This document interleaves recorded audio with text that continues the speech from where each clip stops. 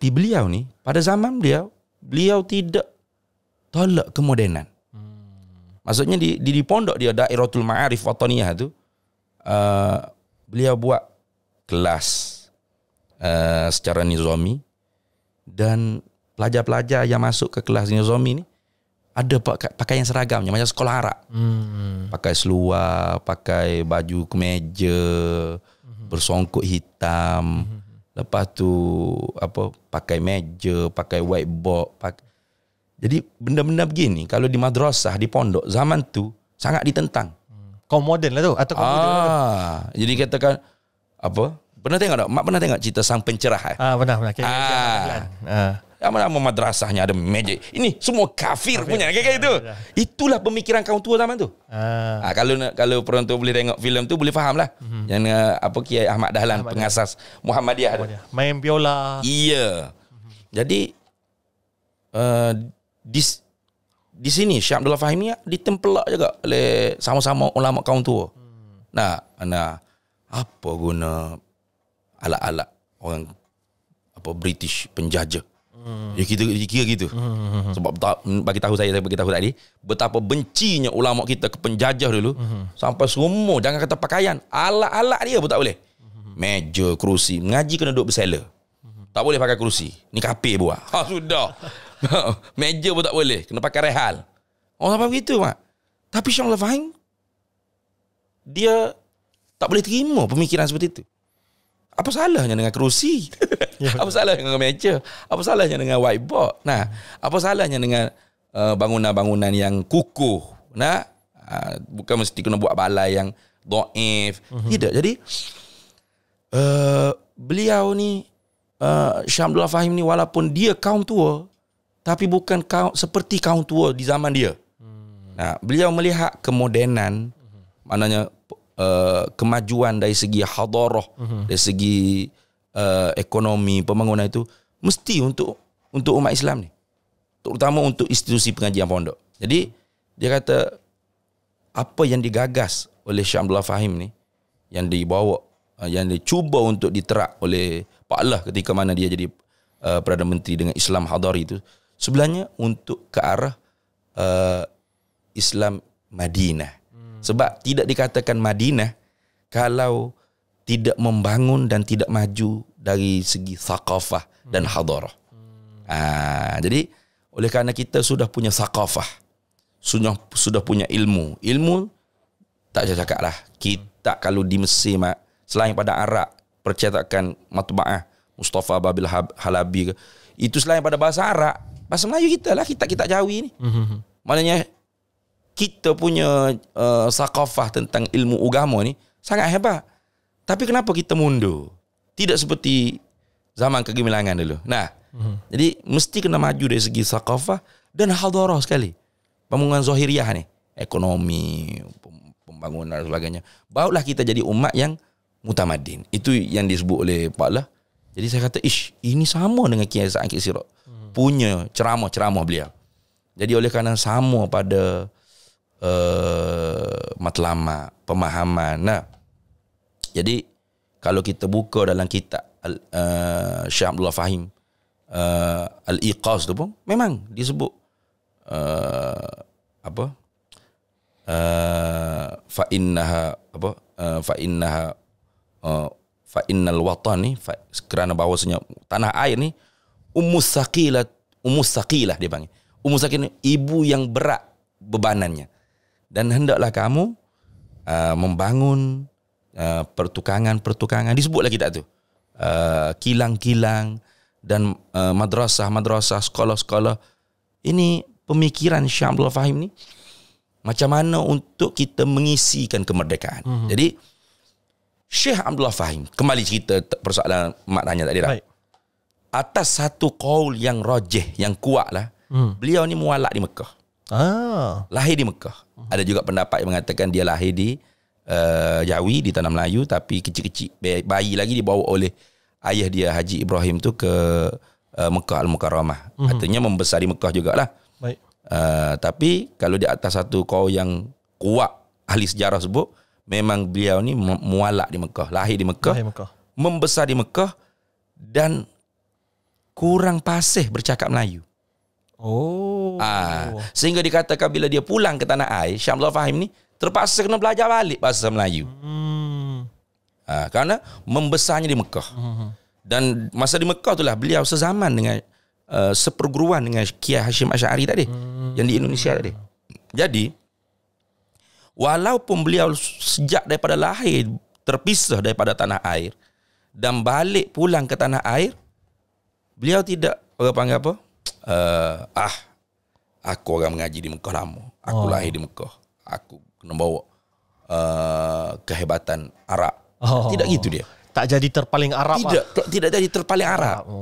Dia belajar balik bahasa Melayu. Tak ada saya nak kata saya. Tak ada.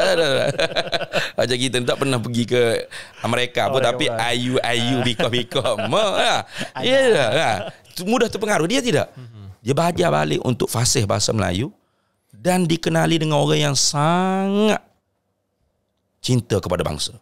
Sehingga dikatakan kalau dia dalam satu ceramah tu ada penceramah yang cuba untuk merendah-rendahkan bangsa Melayu, budaya orang Melayu ke atau pakaian orang Melayu ke, nampak selekeh dengan songkok, dengan baju Melayu, dengan sam, dia akan kata hantai, dah lari tinggal. Boykot majlis tu. Itu betapa kasihnya dia kepada bangsa Melayu ni. Jadi ilmu tak saya bagi tahulah. Memang sangat alim. Beliau pernah jadi mudir di Madrasah Idrisiyah di Bukit Candan. Dan ketika di Bukit Candan tu, masa tu tahun berapa saya tu, Indonesia nak hampir merdeka. Dan ketika tu berlaku tawar-menawar. Apa kata kita merdeka sekali, tanah Melayu ni. Jadi apa, Melayu Raya, Indonesia Melayu Raya, katanya dalam sejarahnya. Nak jadikan satu Nusantara yang besar, satu negara yang besar. Berlaku orang panggil musyawarah di kalangan ulama di Bukit Candan. Yang dikenal dengan peristiwa Undang-Undang 99 ataupun Perlembagaan 99. Musyawarah tu Syekh Abdul Fahim dan tutuk gurunya berbincang macam mana kita nak merdeka sekali ke ataupun kita tak merdeka lagi. Sebab memang Indonesia merdeka dulu. Betul. Walaupun sama-sama bulan Ogos. Jadi dalam perbahasan tu, antara yang keluar yang hasil daripada tu ialah 99 perlembagaan undang-undang kalau kita merdeka sekali dengan Indonesia. Sebab itulah dikenal dengan peristiwa Undang-Undang 99 tu. Jadi antara apa yang terjadinya di dalam musyawarah tersebut, tuk guru kita ni melihat kepada wakil mana realiti. Penjajah yang menjajah di Indonesia dengan penjajah yang menjajah di tanah Melaya masa tu beza. Itu Belanda dan kita British. Dan cara mereka pun berbeza. Betul. Kerana mereka di Belanda ni mereka membelandakan keraton, membelandakan istana. Keraton tu istana. Istana, raja-raja dia, sehingga ulama-ulama tu tidak boleh ada satu tempat pun di dalam istana. Tak boleh berdamping dengan raja. Jadi oleh kerana tu ulama bersama dengan rakyat. Bersama rakyat. Jadi sebab tu jadi Jumhuriyah tu, Republik. Sebaliknya British dia tidak ganggu urusan agama. Dia masih membenarkan Syekhul Islam. Maksud tu jawatan mufti namanya Syekhul Islam. Syekhul Islam Perak, Syekhul Islam Pulau Pinang, Syekhul Islam Kelantan dan Syekhul Islam. Yang mana Syekhul Islam ni memang duduk berdamping sebagai penasihat selain pada ifta fatwa, dia memang penasihat agama kepada Tuanku Sultan Raja. Dan ada residen daripada British sebagai penasihat raja juga. Jadi oleh kerana masih ada peluangnya untuk kita duduk di dalam istana sebagai ulil amri, wilayatul amri, tidak sepatutnya untuk kita gulingkan negara kita, kerajaan raja kita, sultan kita. Masih kita boleh ada peluang. Jadi inilah kalau sejarah-sejarah lah, buku sejarah kata ulama kaum tua dilihat tidak berjuang kemerdekaan. Ni saya pernah dengar ada orang pakar sejarah lah, katanya dalam satu forum tu, dia kata yang menjuangkan kemerdekaan ni ulama kaum muda, ulama kaum tua menjilat istana. Dia kata saya bukan jilat istana, mereka melihat masih ada orang panggil ruangnya untuk kita ni di dalam istana sebagai penasihat agama kepada Tuanku Sultan dalam urusan-urusan agama lah. Jadi kerana tu tok guru kita tu tidak terima untuk merdeka sekali dengan Indonesia. Jadi British ketika tu takut. Mereka fitnah musyawarah di Bukit Candan tu sebagai komplot untuk menggulingkan kesultanan. Ketika itu Shah Amadullah Fahim terpaksa kena sembunyi ini sebab nak ditangkap oleh sultan, oleh raja. Ada fitnah daripada British. Walhalnya tidak. Dan akhirnya panjanglah ceritanya tu, Mak. Boleh baca dalam buku-buku Shah Amadullah Fahim tu, ada yang banyak cerita benda-benda tu. Akhirnya beliau pun kembali ke Pulau Pinang sebab Perak dah tak boleh.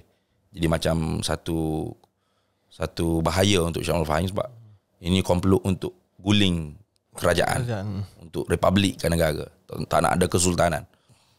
Dan memanglah itu perkara yang sedih lah berlaku di Indonesia kan. Sultan-sultan dibunuh di sana, di Melayu Langkat apa semua kan, itu kita maklum, di Sumatera.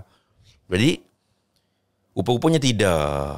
Ini fitnah daripada British. Sebenarnya perbincangan itu hasil solusinya tidak bersama untuk merdeka sekali. Sebab kita masih ada ruang untuk menjadi penasihat agama, menjalankan agama di dalam kerajaan, dalam istana maksudnya.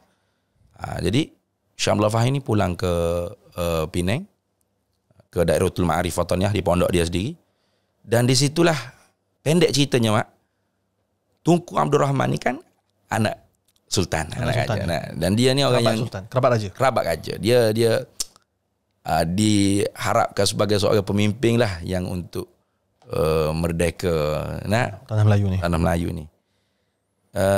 Ni paklah cerita memang Tunku ni kalau nak pergi ke Kuala Lumpur mesti singgah ke rumah sejarah, dia panggil rumah sejarah di Kepala Batas, di pondok Dairatul Ma'arif Wataniyah, rumah Shah Amadullah Fahim. Singgah situ dan duduk tunggu di tangga tu sampai Shah Amadullah Fahim tu jemput masuk. Ada apa-apa soalan ke, ada apa-apa nasihat petua ke, baru pergi Kuala Lumpur. Dan bila balik Kuala Lumpur pun belum sampai ke rumah, singgah rumah Shah Amadullah Fahim dulu.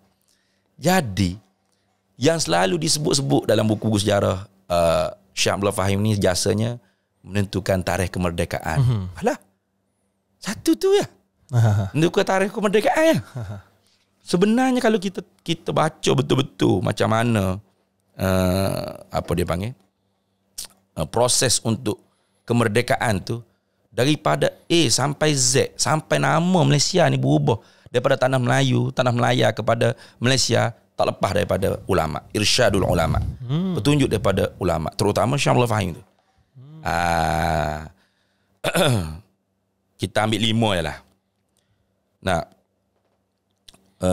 Masa Malayan Union diperkenal, itu orang Melayu nak perang.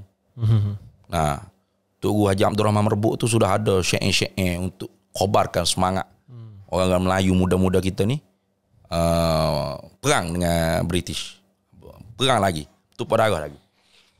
Shah Amadullah Fahim tidak, dia kena cool dia, berpakat macam mana untuk ke England, ke London tu, untuk dapatkan kemerdekaan secara aman dulu. Sebab mesti keamanan didahulukan. Al-amnu bukan amnu. Al-amnu keamanan muqaddamu alal imani. Keamanan tu didahulu di atas keimanan. Sebab apa? Orang tak payah. Macam mana keamanan didahulu? Macam mana kita nak jaga iman kalau tak aman? Kayak gitu. Jadi keamanan tu mesti kena jaga dulu. Kena jaga keamanan dulu. Shah Amadullah Fahim isyarat supaya jangan bertumpah darah.